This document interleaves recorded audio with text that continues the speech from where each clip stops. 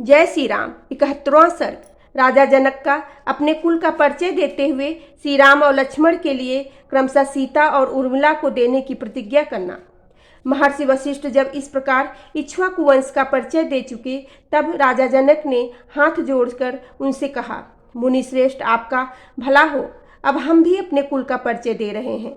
सुनिए महामते, कुलीन पुरुष के लिए इस कन्यादान के समय अपने कुल का पूर्ण रूपेण परिचय देना आवश्यक है, अतः आप सुनने की कृपा करें। प्राचीन काल में निमि नामक एक परम धर्मात्मा राजा हुए, जो संपूर्ण धैर्यशाली महापुरुषों में श्रेष्ठ तथा अपने पराक्रम से तीनों लोकों में विख्यात थे। उनके मिठी नामक एक पुत्र हुआ। मिठी के पुत्र का नाम जनक हुआ। यही हमारे कुल में पहले जनक हुए हैं। इन्हीं के नाम पर हमारे वंश का प्रत्येक राजा जनक कहलाता है। जनक से उदावसु का जन्म हुआ। उदावसु से धर्मात्मा नंदीवर्धन उत्पन्न हुए। नंदीवर्धन के सूरवीर पुत्र का नाम सुकेतु हुआ। सुकेतु के भी देवराज नामक पुत्र हुआ। देवराज महान बलवान और धर्मात्मा थे। राजर्षि देवराज के बृहद्रह नाम से प्रसिद्ध एक पुत्र हुआ। बृहद्रह के पुत्र महावीर हुए, जो सूर और प्रतापी थे।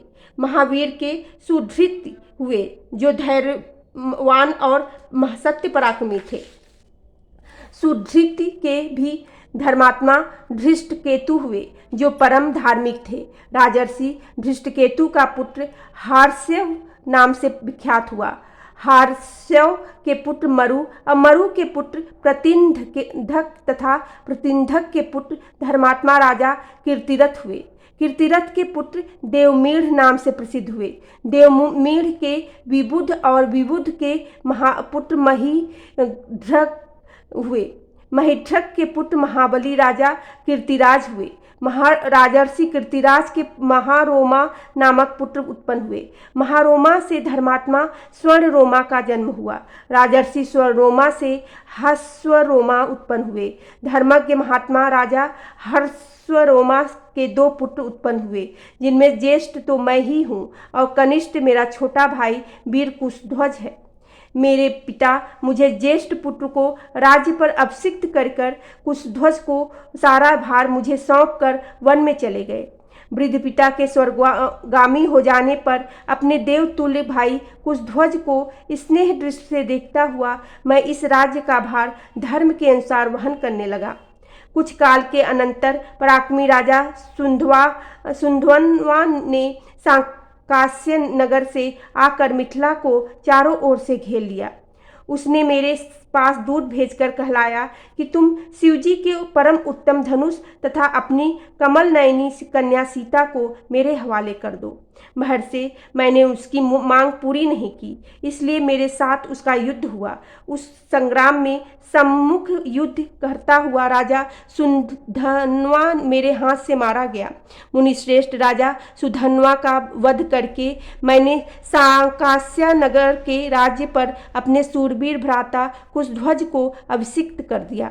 महामुनि, ये मेरे छोटे भाई कुशध्वज हैं और मैं इनका बड़ा भाई हूँ।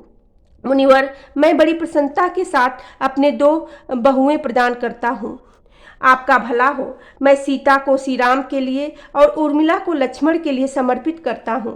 पराक्रम ही जिसको पाने का शुल्क था, उस देव कन्या के समान सुंदरी अपनी प्रथम पुत्री सीता को राम के लिए तथा दूसरी पुत्री उर्मिला को लक्ष्मण के लिए दे रहा हूँ।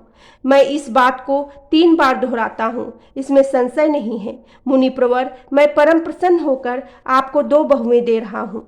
वशिष्ठ जी से ऐसा कहकर राजा जनक ने महाराज दशरथ से कहा, राजन, अब आप श्री राम और लक्ष्मण के मंगल के लिए इनसे गोदान करवाइए। आपका कल्याण हो। नांदी मुख श्राद्ध का कार्य भी संपन्न कीजिए। इसके बाद विवाह का कार्य आरंभ कीजिएगा। महाबाहो, प्रभो, आज माघा नक्षत्र है। राजन, आज के तीसरे दिन उत्तरा फाल्गुनी नक्षत्र में वैवाहिक कार्य कीजिएगा।